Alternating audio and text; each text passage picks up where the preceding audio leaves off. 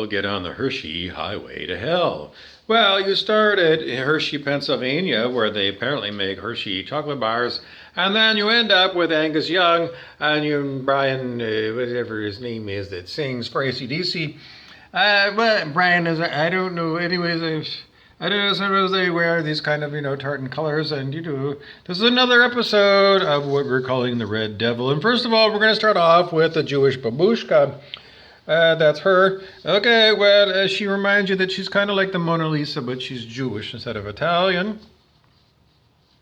And in the olden days, the nuns only showed you little bits of their face and everything else was covered up. This part where my hair is would be white fabric. Nuns would not be drinking coffee. That only father, the priest. The priest could drink coffee and tea because he was a man and he was a priest. And in the pecking order, if you were a woman, if you were the cook, you could have coffee in a small demi-tasse, small glass, maybe a shot glass. That's what you could have for coffee, because you're allowed to taste the coffee to see if it's hot and right. You sample it. I took way more than a sample, and if you were a wine connoisseur, a sommelier, you'd have to spit it out, because you didn't buy it, so you can't enjoy being drunk on it or something. That we spit.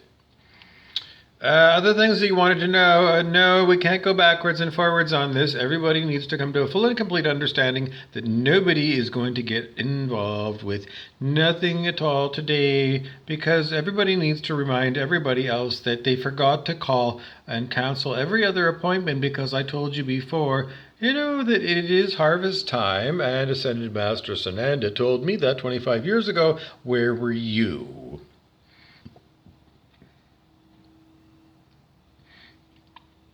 I don't know. Anyway, we have to move on because everybody wonders, and the answer is, I don't know, but wasn't Mehmet Oz on, Ellen 25 years ago? And now he wants to be the president or something? I don't know. Fuck off, Mehmet. I don't know. You sound like a Pecky. I can't help you out. I don't know. It's a foreign name. It sounds Muslim. I don't want to tell you, but we still have the hangover of ISIL. Obama said ISIL. Everyone else said ISIS. I don't care. I don't want another person who doesn't have a proper name, like LaToya. I can't help you out. I know it's tinged with too much Michael Jackson, all the same. Because Obama sounds too much like Osama and Obama. It's fake news, and I don't like it. I don't like Osama bin Laden, and I don't like Barack Obama. I don't know. Is it just on TV that black families call their daughters LaToya and Shanice? Or is it real in real life? Because I don't have a black community in Thunder Bay that I can consult. Yes, there are a few here and there, black folks, but they're very, very tiny minority. I don't know, 1%. Less than 1%. Less than 1% of Thunder Bay is black. Less than 1%. Doesn't mean it's white city, no. Just African Americans are exceptionally rare.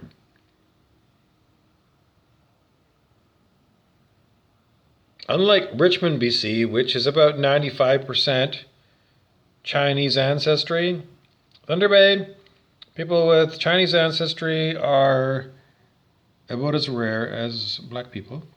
Yep. Same with Japanese, very rare, but there are. Biggest minority group in Thunder Bay, well, the biggest majority group is white, and the biggest minority group that blends in with white, quite often so much that the whitest people with the bluest eyes are the most indigenous Aboriginal people, because they get a treaty card that says that they are, by bloodline, Aboriginal. And you look at them, now look at me. I truly do have Scottish origin quite a bit. Yes. So you look at me and I am pasty white. And my eyes are there's so little melanin in this particular physical body that if you look at my Illuminati eye, hopefully you can see my eye, you can see the color of my eye. There's not even enough melanin in this body to give me true blue eyes. I don't because there's not enough melanin. Because it's this reddish thing. That's about as good as it gets. And people, I don't know. It's just the way it is. And then we go gray. It starts off dark and then it goes gray. Because when we get older, we become very pasty white. Pasty white hair and pasty white skin. And I know people that have got Aboriginal, Indigenous treaty rights and treaty card who have got blonde hair and blue eyes. It's just that most Aboriginal people, are, they've got the lovely suntan that, many pasty white people like me wish that they could have. Because all these pasty white people go out in the sunshine. Stupid white people. Stupid, pale white people. That go out into the sun with the intention of turning their skin brown. I don't know, they look better with a tan. Don't you think I look better with a tan? I think I do. I don't know. We just do. Some of us. I don't know. I just wanted to let you know that, I really am pasty pale. It doesn't sound pleasant. Can you be too white? Not enough melanin? Yeah. Me, yes. Because when I was a kid, I used to get terrible sunburns. And they said that if you had already a base tan, or, if you were like from Sicily and you had a dark complexion, swarthy complexion, that you could stay out in the sun all summer long and work for Brunnis Construction doing road work and never get a sunburn. Because you had enough melanin in your skin to protect your skin. And us pasty white people, we don't. So we get sunburn after sunburn.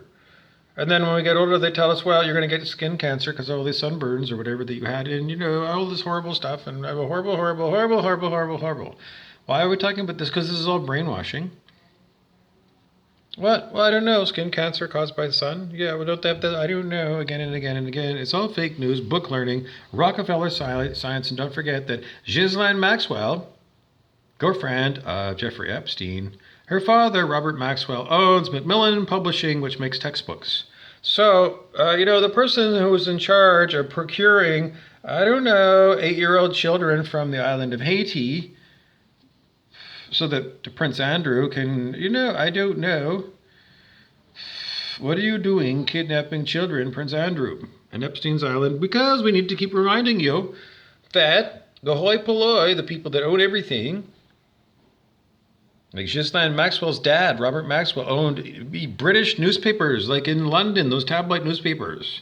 Whole pile of them, and the publishing companies, paper, everything to do with printing. So they published all of the stuff that you take as God's truth because it's science or official history. It's fucking bullshit.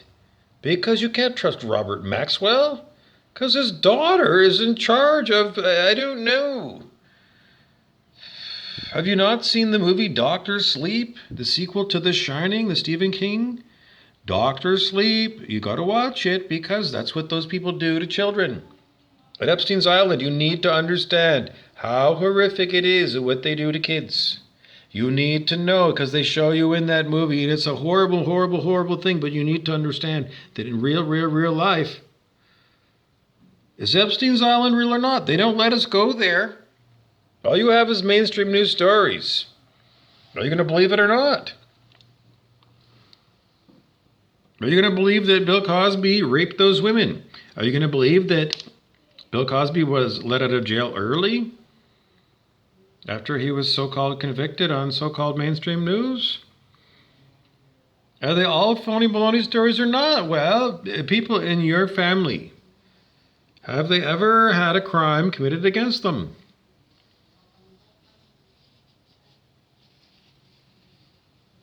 You yourself, have you ever been a victim of crime? Will you tell me? If you have, if you had something stolen, you've been a victim of crime. It's a crime-infested world. This planet right here. So, when we all experience petty thefts and, schoolyard bullying or, just being scared when someone just looks at you the wrong way, a random person who just looks like unbelievable, like an axe murderer, that's a victim of crime. Because if you get that impression from somebody, and it's not just you, but a whole pile of people get the same impression that that guy's dangerous, then that guy is dangerous. And your intuition is right. And he's walking the streets. And you pay, I don't know, your police officers to investigate all this stuff. I don't know, an enormous police department. Why do we have dangerous people wandering around Thunder Bay? I mean, don't they have closed circuit TVs? I mean, that's primitive. 1975 technology. How come we don't have the Hawaii 5.0 technology at the Thunder Bay Police Department? Hawaii 5.0, you watch that. They've got that supercomputer, quantum supercomputer. It might be called Prism. And it's tied into everyone's bank accounts, every gas station camera, every inside the store camera, and they paid to upgrade all the cameras. The police department paid to go to every gas station and upgrade all the camera work because the police paid for it all. Because they wanted cameras at frequently used places like gas stations where everybody who's got a car has got to go. Every gas station is covered with cameras so they know who's driving what car. Because who's gassing up that car on a regular basis? Everything is monitored. Plus, I know the Thunder Bay Police, if it's not them, then it's CSIS. It's overkill. It's stupid. But they do have those CIA-developed drone birds. It's out of Maxwell Smart. Get Smart TV show from the 1960s. He was talking to, long before we had smartphones, Maxwell Smart had a shoe phone, and it was a comedy gag. Yes, it was comedy, but all the same, nowadays we do have smartphones that are, you couldn't fit it into your shoe in those days. Anyways, they talked about the CIA developing drone, and they wanted to hide it from civilians, so they put the drone cameras into replica birds that actually fly. But they do, because they fly around and it's on the internet. And I see them flying all over town. And if they're not, then the birds like to go looking for voles or something. But if you wanted to disguise spyware over your city, I can't think of a better way than artificial birds, robot android birds. Could you make them or not? I've seen robot dogs on YouTube. Robot dogs on YouTube, you can see it.